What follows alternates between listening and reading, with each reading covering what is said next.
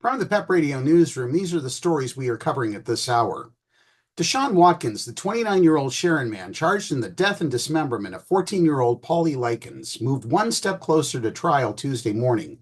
Watkins, who previously pleaded not guilty in the death of the Sharon teen, was arraigned by Mercer County Common Pleas Judge Daniel P. Wallace.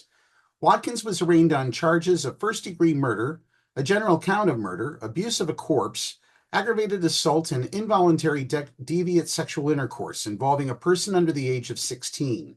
No trial date was announced during the arraignment. In other news, WBAL in Baltimore is reporting that hate crimes motivated by gender identity and sexual orientation rose from 2022 to 2023, according to FBI data, sparking concern among LGBTQ advocates about the potential impact of anti-LGBTQ rhetoric and legislation. Brian K. Bond, CEO of LGBTQ advocacy group PFLAG National, had this to say, quote, "Today's abysmal FBI report highlights that it's still dangerous to be LGBTQ plus in this country.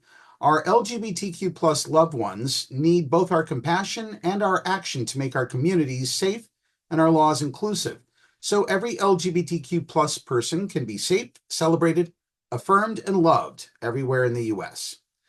Though violent crime is down about 3% overall from 2022 to 2023, hate crimes are up across the U.S., according to the FBI statistics.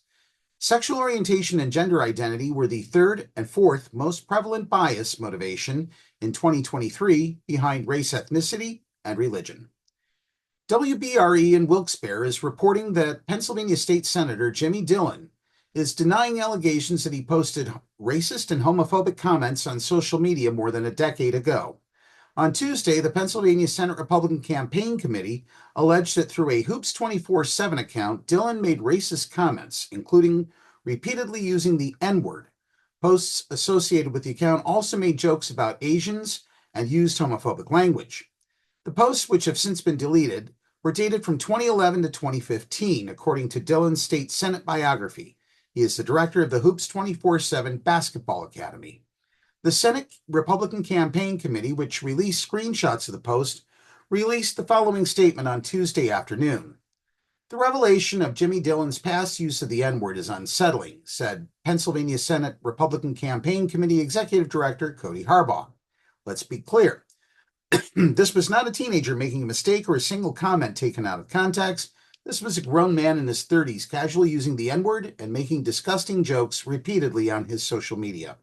We can only wonder what Jimmy Dillon is saying behind closed doors if this is the kind of language he'll post publicly for the world to see. And African Americans aren't the only ones subject to his offensive slurs and remarks. Dillon has made disparaging comments about the LGBT and Asian communities as well." Dillon, who is running for re-election in Pennsylvania's 5th State Senate District, released a statement on Tuesday denying that he posted the comments. "As a coach, I work with kids to teach them how to play basketball and learn skills both on and off the court. I'm not a big social media guy. A basketball player who works with Hoops 24/7 posted something like this more than a decade ago. It's the first I've heard about it, and it doesn't reflect my values. My focus has been and will continue to be standing up to MAGA extremists and protecting women's reproductive rights. Nothing changes that." Dillon's campaign spokesperson added that the allegations are a typical phony MAGA Republican distraction. That's a quick check of the news at this hour. Now back to more music on Pep Radio.